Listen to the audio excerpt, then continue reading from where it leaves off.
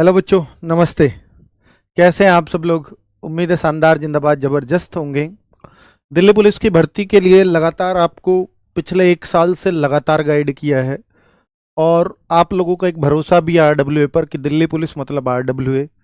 आपने उसका भरोसा, इतना ज़्यादा भरोसा दिखाया, उसके लिए बारंबार धन्यवाद। हम लोगों ने भी कोशिश की है कि हम आपके हर भरोसे पर खरा उतरें। हमने हर वो चीज़ किया जो एक दिल्ली पुलिस में सेलेक्ट होने के लिए ज़रूरी था। अब आपकी तैयारी पूरी तरह से कंप्लीट हो चुकी है, तो अपने आप पर भरोसा रखें। आज ड्राइवर का एग्ज़ाम हो गया है, मैं उसका भी थोड़ा सा डिस्कशन इस वीडियो में करूंगा कि जिन चीज़ों पर आपको ध्यान देना चाहिए ड्राइवर के पेपर के बाद, तो मैं उसका भी थोड़ा रिव्यू लेकर के आया हूँ। हालांकि मैं शाम को उसका भी वीडियो अलग से भी करूंगा। अगर आपको देखना है, कुछ डिटेल में जानना है, तो वहाँ भी देख सकते हो, कुछ इसमें भी जिक्र कर जाऊँगा। और मैथ्स बहुत आसान आ रहा है, बता ही देता हूँ यार।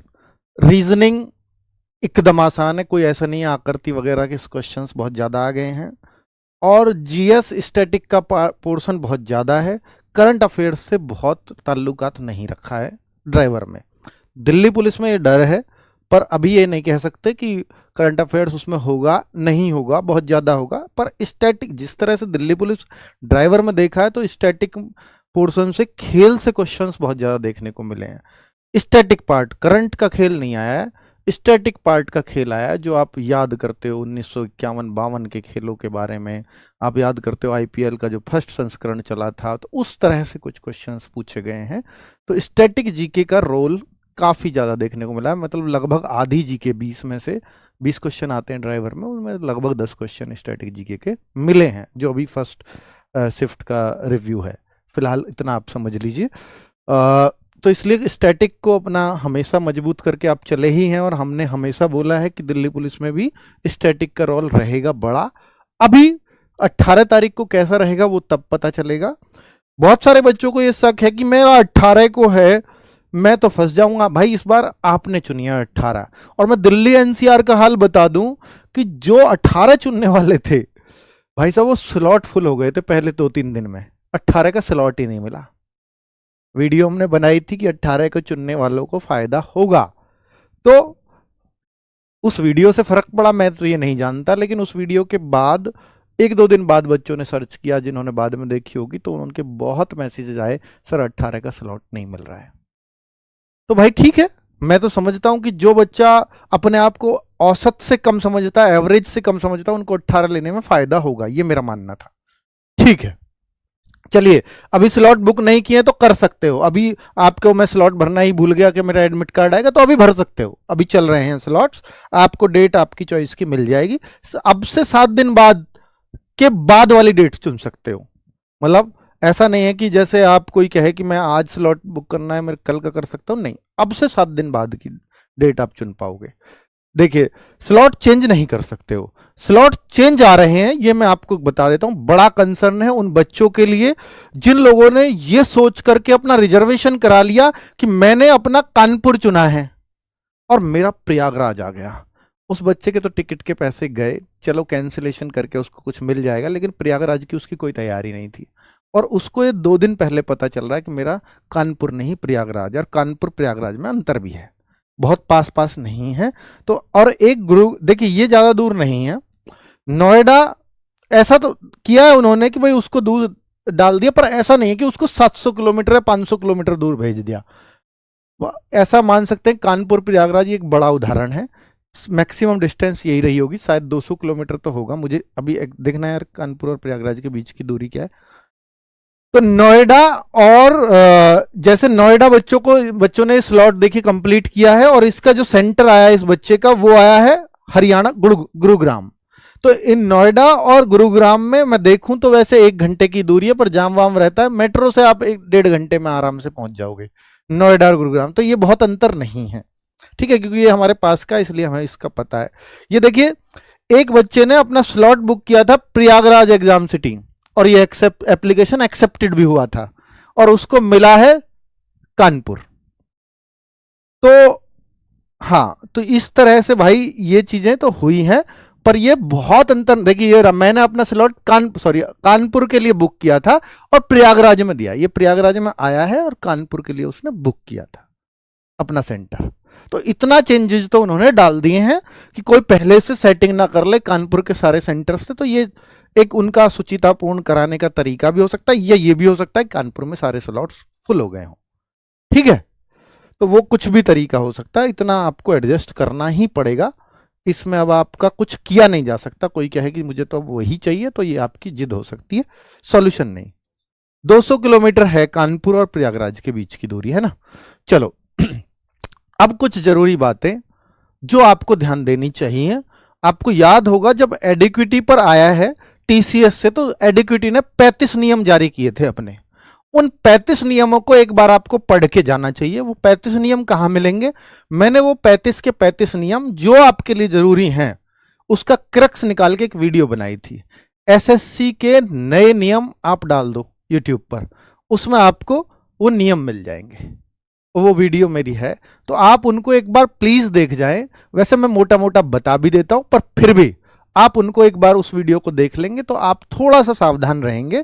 मेरी आपको सलाह है कि एग्जाम सेंटर तक पढ़ते हुए ना जाएं। अपने दिमाग को शांत रखना बहुत जरूरी है। अगर आपको कुछ पढ़ना है 2 घंटे पहले तक करंट अफेयर्स पढ़ ले। अब बहुत पढ़ने का फायदा नहीं है। जिन बच्चों का एग्जाम 18-19 तारीख का है उन्हीं का अभी एडमिट कार्ड भी आया है, बाकी 20 वालों का भी नहीं आया है। 19 वाले भी कुछ बच्चे बचे हुए हैं, वो भी थोड़ा सा देर सवेर हो सकता है, अभी थोड़ी बहुत देर में आ जाएगा, ऐसी उम्मीद है। कुछ बच्चे ये भी शिकायत कर रहे हैं कि मेरा 18 तारीख का एग्जाम है, मेरा भी नहीं आया है, जबकि आज 16 है, 16 खत्म हो चुकी है, कल 17 ही बचा है। तो जो बच्चे ऐसे हैं पहले तो अपनी डिटेल चेक करें। जिनका 18 का भी नहीं आया है, ये चिंता का विषय है। 17 तारीख को अपने एसएससी पे जो रीजनल ऑफिस है वहां पहुंच जाएं, जो हेडक्वार्टर जा सकते हैं वो हेडक्वार्टर चले जाएं, क्योंकि फिर इसके बाद ऑप्शन नहीं बचेगा। अब आप अपने एग्जाम सेंटर भागें या हेडक्वार्टर के चक्कर लगाएं, ये तो गलती है एसएससी की, उनको एक्सेप्ट करना पड़ेगा। हो सकता है फिर आपको दूसरी डेट भी दी जाए अगर इस तरह का हुआ होगा जेन्युइनली कोई। आपकी गलती है तो फिर कुछ नहीं हो सकता, है ना। चलो तो क्या क्या साथ लेकर के जाएं इसका ध्यान रखना बच्चों। एडमिट कार्ड पर मैं बताऊंगा वो क्या क्या। वैसे तो एडमिट कार्ड साथ लेके जाना है, बाकी वहां पेन पेंसिल मिलते हैं। उन 35 नियमों में सारी बातें बता दी गई हैं, ये सारी बातें पेन पेंसिल वाली। एडमिट कार्ड पर कुछ ना लिखें, ये अब आया है। एडमिट कार्ड की जो इंस्ट्रक्शन है उसमें आया, उसको मोड़े भी नहीं, तोड़े भी नहीं आपस में, और भैया उस पर कुछ लिखे भी नहीं, वरना वो नकल मान ली जाएगी, है ना। एग्जाम सेंटर पर समय से पहुंचे, ये बहुत जरूरी है, क्योंकि जिन बच्चों का आधार वेरीफाइड नहीं है उनको 2 घंटे पहले पहुंचना पड़ेगा, और जिनका आधार वेरीफाइड है तो गेट बंद। जैसे आप सोचते हैं कि पहली शिफ्ट का समय है 9:30, तो आप वहां 9:30 से 5 मिनट पहले पहुंचे तो कोई एंट्री नहीं देने वाला आपको 9 से पहले हर हाल में पहुंचना है। अगर 9:02 पे 9:01 पे भी पहुंचे तो गेट बंद मिलेगा। कितना भी रो रो के मर जाना, आपका कुछ नहीं हो सकता। फिर आपको जो, क्योंकि बायोमेट्रिक वगैरह में उनका ये प्रोसेस है, उतना समय लगता है, तो फिर वो कुछ नहीं सुनेंगे, चाहे आप कितना भी कहते रहना कि 9:30 से एग्जाम है। 9 बजे गेट बंद है तो गेट बंद है। और अब जिन बच्चों का आधार वेरीफाइड नहीं है उनको 7:30 बजे पहुंच जाना चाहिए सेंटर पे। जिनका आधार वेरीफाइड है वो 9 से पहले हर हाल में पहुंच जाए। अपना टारगेट 8 बजे वो भी लेकर के चलें, क्योंकि 9 आपको पैनिक कर देगा, और एग्जाम से आधा घंटा पैनिक सिचुएशन में रहो, आधा घंटा पहले तक, तो ये बहुत, चाहे आप पहुंच जाओ एंट्री ले लो, लेकिन एक पैनिक सिचुएशन जो क्रिएट हुई है वो आपके कुछ क्वेश्चन जरूर कम करा देगी। दिमाग शांत जरूरी है, एग्जाम से पहले दिमाग का शांत रहना जरूरी है। एग्जाम सेंटर पे भी जाएं तो किसी से बात ना करें, बाहर भी, गेट के बाहर भी, क्योंकि वो आपको सिर्फ एक पैनिक सिचुएशन में लेके आएंगे। कोई कहेगा करंट अफेयर्स में मैंने ये भी पढ़ा है, कोई कहेगा मैंने वहां से पढ़ा है, कोई कहेगा ये बुक बहुत शानदार थी, जिसने ये कर ली उसका तो पक्का ही हो जाना है, मैंने उसकी मैराथन देखी, मैंने उसकी देखी। ये सिर्फ आपको परेशान करेगा, एग्जाम से इसका कोई लेना देना नहीं है। मेरी बात है, इसको प्लीज ध्यान रख लेना। इससे बच्चों का पैनिक सिचुएशन क्रिएट होती है, और उस समय आप अगर परेशान रहोगे अपना 100% नहीं देके आओगे, है ना। वो बहुत जरूरी है। तो जिनका आधार वेरीफाई नहीं हुआ, ये मैंने बता दिया। परीक्षा शुरू होने से पहले व परीक्षा के दौरान, देखिए बच्चे, एक वीडियो बनाई थी मैंने, और मैं बीच बीच में ऐसी वीडियो लाता हूं ताकि आप में जागरूकता आए। एक बच्चा था, वो मेरे पास आया कि सर मेरे को 7 साल के लिए डिबार कर दिया एसएससी ने। उससे ये पूछा गया था कि भाई आप ना एग्जाम में इधर उधर देखते हुए पाए गए, जब आप एग्जाम कर रहे थे आपके लिपसिंग पाई गई। ये उसके दो कारण लिखे थे कि आप जैसे किसी से बात कर रहे हो और इधर उधर देख रहे हो, सीसीटीवी में ऐसा नोट हुआ है, लेकिन वो सुन नहीं सकते उसको कि वो बोल क्या रहा है। अब उस बच्चे का कहना था सर मैं बीमार था, मैं पास वाले से पूछ रहा था, वो पास वाला पूछ रहा था भाई क्या हो गया, मैंने बोला भाई मेरी तबीयत खराब हो रही है, वो मेरी लिपसिंग थी और मैं इधर उधर ऐसे इसलिए देख रहा था कि सर बार बार मुझे ये गर्दन में पेन हो रहा था तो मैं इसलिए इधर उधर देख रहा था। ये कारण थे। उसको 7 साल डिबार, ये जैसा वो बच्चा बता रहा है। बाकी एसएससी के पास उसके लिए क्या प्रूफ थे वो उन्होंने लिख के दिया था। तो भाई मैं आपके लिए ये बता रहा हूं कि परीक्षा शुरू होने से पहले या परीक्षा के दौरान आप किसी शुरू होने से पहले यानी गेट के बाहर भी बात मत करें, वो तो आपके दिमाग को शांत रखेगा। और परीक्षा के दौरान ये सीसीटीवी की निगरानी में हो आप, मत इधर उधर हिलना 1.5 घंटे, भूल जाना कोई है भी हॉल में, और मत किसी से लिपसिंग करना। आप कहो सर कोई दिक्कत आ गई तो बच्चे से बात मत करना भाई। सीसीटीवी ये नहीं देखता कि भैया ये ईमानदारी से दे रहा है या ये कुछ और पूछ रहा है या ये नकल नहीं कर रहा, वो इसका भेद नहीं कर पाएगा। बस आपके लिए वो एसएससी को इंडिकेट कर देगा कि ये बच्चा गर्दन इधर उधर घुमाता पाया गया। तो इसलिए अगर कुछ भी परेशानी हो, जैसे अभी एक मैंने शॉर्ट्स बनाया था उसमें बताया था कि एक सीपीओ के बच्चे के एग्जाम में सारे पोर्शन एक ही सब्जेक्ट के आ गए, तो उस सब्जेक्ट की उसने शिकायत की, उन्होंने देखा तुरंत के तुरंत, उनको 9 तारीख का उसका एग्जाम था, 12 तारीख दे दी गई, 12 को आ जाओ, दूसरा एडमिट कार्ड आया उसी सेंटर का। तो फिर वो बच्चा 3 दिन बाद अपना एग्जाम फर्स्ट क्लास करके आया। अगर ऐसी कोई जेन्युइन समस्या है तो उसका समाधान होगा, उसकी चिंता, उसके लिए घबराना नहीं है। ठीक है, चलो। तो जिन्होंने अभी स्लॉट बुक नहीं किया है वो कर सकते हैं, अभी भी कोई समस्या कैसी भी नहीं है। इन्विजिलेटर कहते हैं जो आपकी क्लास में क्लास टीचर जो आप समझते हो, निरीक्षक समझते हो, उसको शिकायत कर सकते हैं। ठीक है, चलिए। तो अगला पॉइंट क्या है, देखिए एडमिट कार्ड की 2 कॉपी करवाने के लिए मैं बोल रहा हूं कि आप एडमिट कार्ड निकलवाते हैं, फिर ये कुछ समय बाद एडमिट कार्ड निकलना बंद हो जाता है और आपका एडमिट कार्ड जो एग्जाम के लिए लेके जाते हो अक्सर खो जाता है। तो इसलिए एक एडमिट कार्ड घर पर रखें कॉपी करा के, और एक को साथ लेके आप जाएंगे। ठीक है, ये जरूर ध्यान रखना, अपने डॉक्यूमेंटों में रख लेना, इसकी बहुत जरूरत पड़ती है जब आप भर्ती हो जाते हैं ना, जब आप डॉक्यूमेंट वेरिफिकेशन में जाते हैं फिजिकल के दौरान, तब ये एडमिट कार्ड की कॉपी मांगी जाती है आपसे, इसलिए कह रहा हूं ये रखवा लेना। और identity proof original plus extra ID, ये कब कब जरूरत है। आईडी प्रूफ अगर आपके पास आधार कार्ड है तो बेस्ट तो वही है, वही लेके जाएं।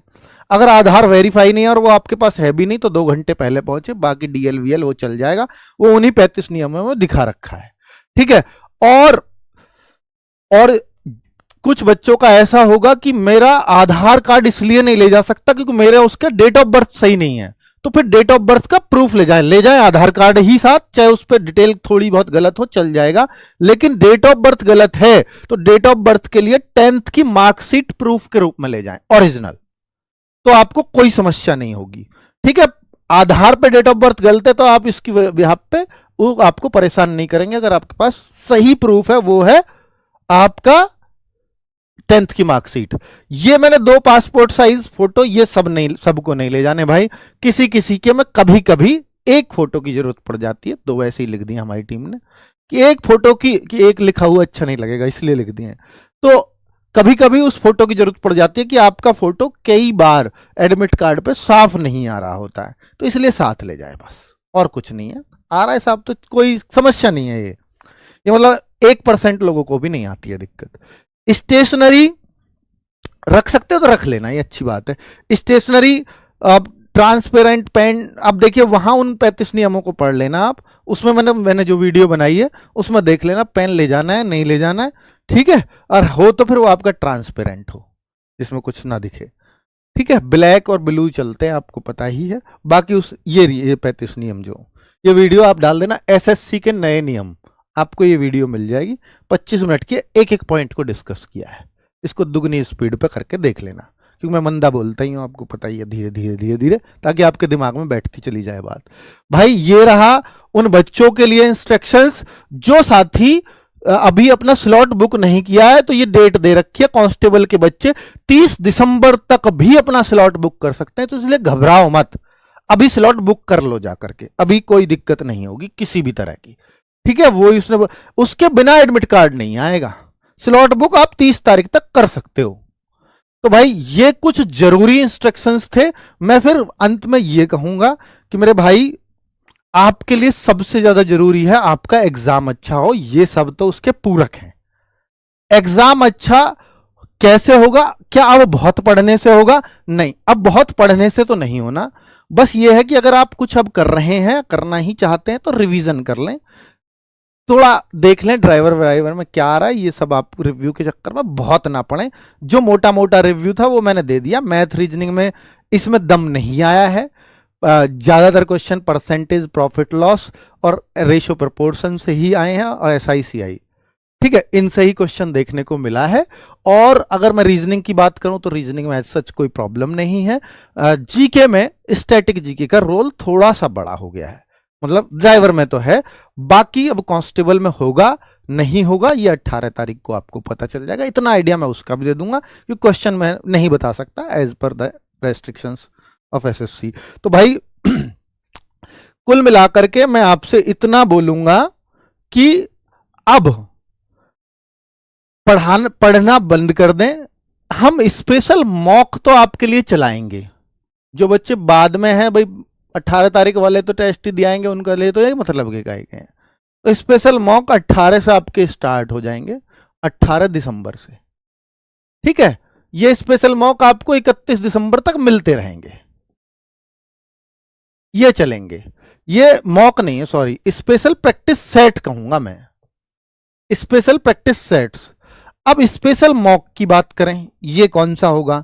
तो स्पेशल मॉक ये क्या होगा, मैं बहुत इसकी वो नहीं कर सकता, बहुत ज्यादा इसको खोल के बताऊं, आप खुद समझ जाना। तो ये 18 तारीख को, 18, 12 और 25 को, ये आपको शाम को 8 बजे ये आपको मॉक मिलेगा RWA ऐप पर फ्री, सभी के लिए। क्या ये रोज मिलेगा? नहीं, रोज नहीं मिलेगा, बीच बीच में हम डालते रहेंगे।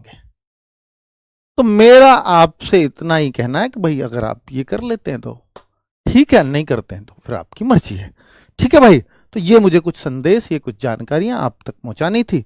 और कितना स्कोर काफी होगा, कितना करना चाहिए हमें, ये सब मैं 18 को बता पाऊंगा कि पेपर ऐसा आ रहा है कि 70 अटेम्प्ट भी काफी है या 80 अटेम्प्ट काफी है या 90 ही करने पड़ेंगे, ये सब मैं आपको बता दूंगा, जिससे आप थोड़ा सा ये कंफर्टेबल हो जाएंगे कि पेपर मुश्किल है तो 70 भी मैंने अगर टच कर लिया तो मैं सेफ जोन में हूं।